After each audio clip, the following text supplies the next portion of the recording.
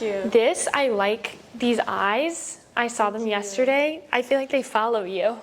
Thanks. They look so distinctly at you. What can you tell me about this piece? Yeah, this was a painting I did of one of my close friends and his partner at the time. I ended up painting kind of like their breakup painting, which I wasn't. Oh my god, why is it his eyes are so sad? There is so much sadness in this piece, but like in a profound way. Yeah, no. Wow.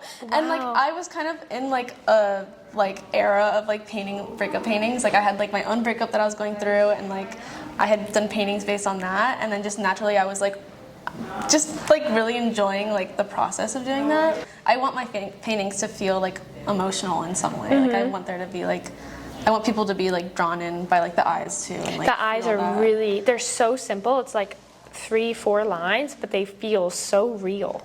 You know, obviously you working on this piece, so can you tell me about it and talk about your process? Sure, yeah. I usually go in with like I'll start with like this orange. Both Suzi and I are like obsessed with this color. She was talking about that and how it was just like discontinued. I think so there's something in like the pigment, like I don't know if it's the nickel or something. What's it like as an artist to have something like a paint color that you rely on so heavily go out of commission?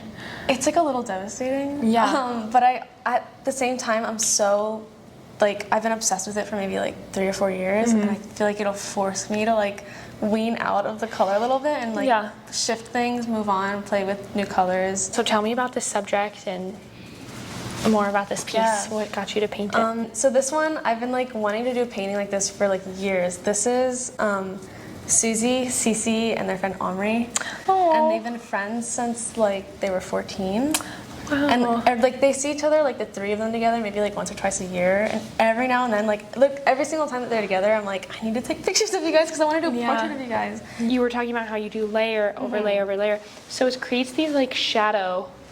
Yeah. Almost like the forms are like shadows. Yeah, and I intend to get really dark with this, like color-wise. So I'm just gonna keep like I love this orange, so I'll start with the orange and I'll just keep adding orange until it gets like maybe a little more like transparent or like bold. Beautiful. And then I'll start working in like the fluorescence and the reds, and then eventually I'll like bring in like a little green and blue, and like just like I like work from like color, I guess. I'm keep looking at this piece, which was in that same show. Yeah. Can we take it out? Yeah, I'll bring it out. I love this piece. Thank you. Yeah, this was at the group exhibition at Zilberman.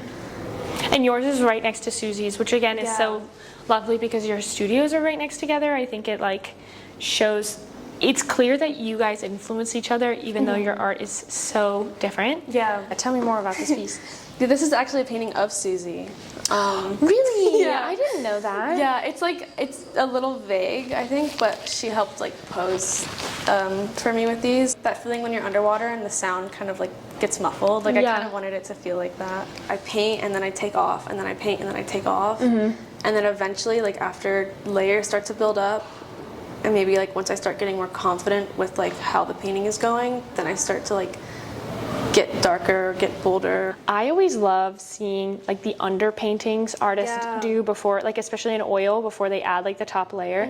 And sometimes I see that and I'm like, wait, no, like just leave that. That's so nice. No, I love that too. And I feel like your art feels like an underpainting as a completed piece. Thank you. I'm kind of aiming for that. Can we look at that blue one?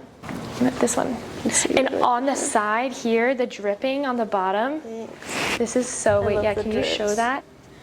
It just shows the process. It's really, and like the little touches of real like concentrated fluorescent. Right. I love the color in this. This feels different for you. So is this a breakup painting or it became a breakup painting? It is a breakup painting. It's a breakup painting. Wow. What was that like? Is it somebody else's breakup or your breakup? My breakup. This was honestly like a few months after the breakup. Looking at it, I'm like, oh, this looks like 2 people who love each other but like aren't right for each other, and they're sad not to be together, but they're like thankful to have had the experience. Literally. It's so distinct. Yeah. Wow. This one looks like 2 people who are really sad to be breaking up. Yeah. You know, and it's much more like there's so much more pain in this one. This feels like release, and this feels like burdensome. Yeah. And that's is that the vibe with their breakup? Yeah, you got it so well. Well, you painted it so well. Like, that's so interesting. Wow. That's so... Do you think you'll do, like a breakup series? It feels so wrong. But I kind of love it. Like, I think it's like a universal human emotion. When you laid all these paintings out, like, they all look so good together. You could have a room full of your paintings, and it feels, because they're all of a similar palette, like... feels like it would work in that way. Can I see what's underneath? Yeah. This is like treasure hunting. I know, it's so fun. Yeah, I can move her over here maybe. I have like a whole studio to like move things around.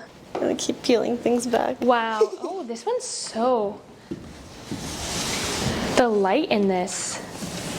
Thank you. Yeah, this was also kind of working with like the pool light. The glow. Yeah. I feel like it could be reminiscent of like maybe like a flame or something yes, like that. That's what it looks like. He looks like he's dancing over like a fire. Who is this? This is my best friend Max. Oh. Yeah, he's like made his way into a few of these. That's not Max, but that's Max. Oh. The little fluorescent one is Max. Wow. Yeah, I can see him there. Yeah, that one's beautiful.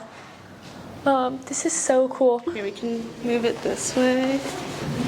And then be this way. My grandma, like, she gets a lot of iguanas in her yard. Oh my God. And she hates it, and she's always like spraying them away. Yeah. So I wanted to do like a little depiction of her like spraying this iguana. And the fact that it's looking at her, but she's like not even looking at it. She's looking, and again with the eyes, like she's looking right at you. Mm-hmm. Why'd you decide that rather than her looking? I love when like the subjects like confront the viewer in some way. Yeah. I feel like it makes her feel more powerful. Tell me more about how you decided to do this form. I think even though she's not technically underwater, I think I wanted it to almost feel like her body could be distorted as if underwater, in like the same way that I kind of created like this sort of like red wave almost. Like I wanted it to have like this element of like being warped by like something that's maybe encompassing her. I actually ended up majoring in sculpture for college. Again with the carving, that makes sense. Okay, yeah, that makes sense. Yes, yeah, I feel that like it's totally also makes one of sense the with your reasons work. Why I like paint the sides. I think a lot of artists don't like to paint their sides, and I'm like, this is beautiful. It's a three-dimensional object. Like Fully, I love the painted sides. But I don't know. I wanted to major in sculpture because I was like, I feel like I could figure out painting on my own, but sculpture, like I need facilities and I need like mentorship really for that. But I really wasn't like natural at it. Like I think even when I was doing like sculpture and taking classes for sculpture, like I just wanted to paint. I feel like it's just like, I don't know, it's like that's so interesting. Well, your painting is sculptural.